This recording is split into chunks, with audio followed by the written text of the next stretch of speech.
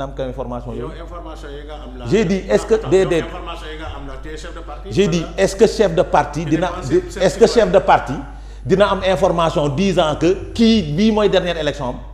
mais si c'est sa propre déclaration. c'est sa propre déclaration non gëwma loolu man yow mun ngaa gëm leneen man gëwma loolu man dama gëm ni commande la. ah oui. oui man loolu laa gëm. ah absolument c'est son. je peux me tromper mais dama gëm ni commande la. parce que dama gëm ni commande la commande bu ñu def Agnam la moom la ñuy exécuter mais heureusement ki nga xam ni moom la ñu accusé il n'a rien à se reprocher. loolu nga wax de. j'ai dit il n'a absolument rien à se reprocher. J'ai dit il n'a rien à se reprocher. Vous êtes vraiment dans le secret du dossier. dama la ne. kon yow nekkuloo premier ministre. j'ai dit vous êtes dans le secret du dossier. xam nga lu tax ma wax la ko. et vous savez effectivement vous pouvez dire des choses. xam nga lu tax ma wax la ko. parce que bés boo leen demee tribunal il sortira ses preuves pour montrer les preuves ci li ngeen koy ci li tax nag ñu woo ko parce que Sénégal gi yëpp ñu ngi tuumaal nekk dans la désinformation 125 milliards ce n'est pas 125 milliards. Ce qui concerne Farba, c'est 3 milliards. Ce serait 3 milliards. Ce serait 3 milliards. On parle de 125 milliards. yàq deram wër. 125 milliards yi mooy le dossier. waaw moom laa la wax. aujourd'hui parce qu'on parle d'association. moom laa la wax rek waaw defal ndànk rek. donc tout ça moom li ko concerne il apportera ses preuves. bés bu ko yoon woowee mu andi ko teg ko ci preuve teg ko ci table bi. te preuve yooyu irréfutable nag laa wax irréfutable. Vous êtes son avocat? J'ai dit irréfutable. Non, donc il n'y aura aucune raison d'arrêter Farba. Aucune raison. maa ko wax fii tey. te dina dem wuyu ji parce que gis nañu mobilisation bi Agnam ñuy wax ne ne touchez pas à Farba. ñu bëri jàpp ne bés buñ ko convoqué dañu dafa nar a dama lay wax bés buñ ko convoqué il va venir répondre. mais lan parce que déglu rek non Tintemar amu ci grand. mais Tintemar moo ci am. mais Tintemar amu ci. commande politique la. waaw Tintemar amu ci waaw dama ne. non attends gis nga Camara. on ne peut pas. Camara demander vraiment donc à un député de venir répondre à la justice. J'ai dit pendant que son immunité parlementaire n'a pas été levée. Je ne refuse pas. Lu simple la. Je ne refuse pas. nañ ko simplifier. J'ai dit je ne refuse pas. boo demee wuyu. waaw déglu rek je ne refuse pas. boo demee wuyu fu mbaxana doonee benn. Je ne refuse pas. luñ koy tuumal. Farba n'est pas celui qui a dit je ne répondrai pas à cette justice. mais lu tax. J'ai dit waaw déglu rek waaw déglu grand xam nga fii convoqué nañ fi nit mu ne je ne répondrai pas à cette justice. Oui. Convoqué nañ fi nit mu défier la justice sénégalaise. Oui. Et on nous a pas entendu. Non, j'ai été très clair, il n'avait pas raison. Lui, il n'a pas défié la justice. C'est un républicain. Il était allé vraiment donc répondre. Jamono ji nga xamante ni vraiment donc tu vas répondre là on casse ma terminer. Pour génne la ci biir oto. Loolu lan la. Après ba mu toogee. Sur la base de tout cela vraiment donc de ces constats-là on l'a violenté. On lui a fait vraiment donc énormément de mal. Sur le chemin donc de la justice. Ba nga toogee. Mais loolu. non xaaral rek. ba mu toogee di live. mais évoquer loolu. ba mu toogee di live. kuy dem wuyu ji justice. waaw may ma. dama lay jox information dama lay wax da nga bëgg mi ngi ci biir. da nga bëggul xam mën naa toj bët bi. da nga mën na koo gaañ et xam cetera. da nga bëggul xam tout ça on vous ne le prenez pas en compte. bu fekkente ne loolu lañ may def. du ma wuyu ci bàyyi ma terminer waaw bàyyi ma terminer. moom ba loolu sur la base de cela. il a raison le lendemain de. mais le principe de dire je ne réponds pas à la justice. pour ne pas répondre à la justice. loolu. benn citoyen amu ci droit. vous m'avez amené un polémiste. non mais je vais polémiquer. voilà maintenant parce que vous évitez vraiment donc de poser le problème. maintenant ba ñu caillassé sa voiture bañ ko tojee ba génne ko le lendemain ba muy def live dafa ne pour sa sécurité on l'a amené chez lui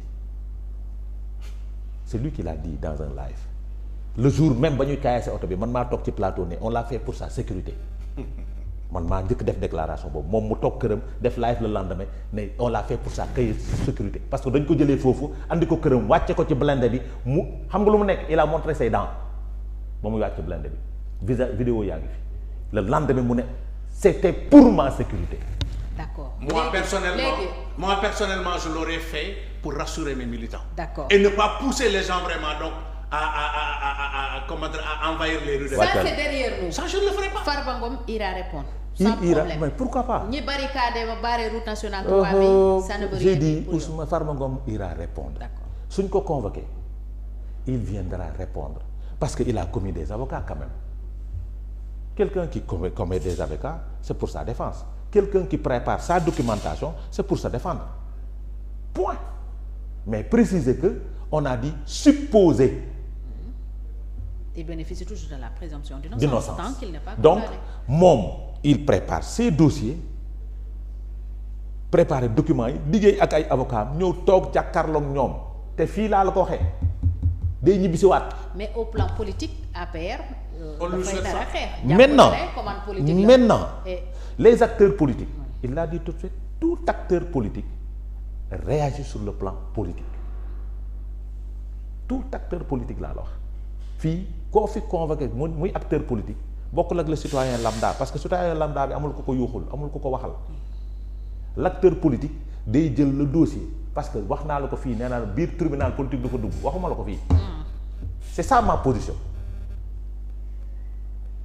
su politique ba ci buntu tribunal ba lay yem soo taxawee devant la barre soo fa waxee waxee politique les juges ne t'écouteront pas parce que ils jugent les faits maintenant il faut apporter les preuves su nekkee dañ la mettre en accusation loolu grand Farba am na ay preuves. mais surtout Farba a sa documentation képp lépp lu ma mësa liggéey il a sa documentation teg ko en bonne et due forme maintenant nag c'est au juge de dire le droit. kon y a pas parce de que quoi s'inquiéter. waaw on ne s'inquiéter par rapport à quoi. ah mais su ngeen jàppee ne commande politique la Ousmane Sonko la. mais attends mise en accusation bi ñu def Matam am nañ droit inquiété wu pourquoi parce que Moustapha Diakhaté qui est sorti aujourd'hui qui a fait sa conférence de presse aujourd'hui dégg nga mise en accusation bi ñu ko toppee tu as entendu les explications qu'il a donné ci kàddu olof mu wax benn baatu olof ñu tëj ko ci kaso te nee na juge bi wax ma baatu olof fu mu tekkee yow li mu tekki baat bii lan mooy signification ci olof te il l'a dit aujourd'hui lors de sa conférence de presse lors de sa conférence de presse lan lañ wax nee na dañ ko ne xaw ma lan internet. Google moom defewul émission internet moom télé la waxee. mais juge bi donc koy wax signification mooy la maintenant pour vous dire que. voici des choses. nit ñi nag am nañ crainte. attends su fekkee yow da nga gëm ne ci kanamu justice politique amu fa juge yi ci ay faits la ñuy sukkandiku pour condamner. kon lu tax ngeen di inquiéter pour le cas de Farba. Franchement. Mais attends, moi ici je ne suis pas un appartenant de l'APR mu leer parce que je suis ton chroniqueur dans ce média. D'accord.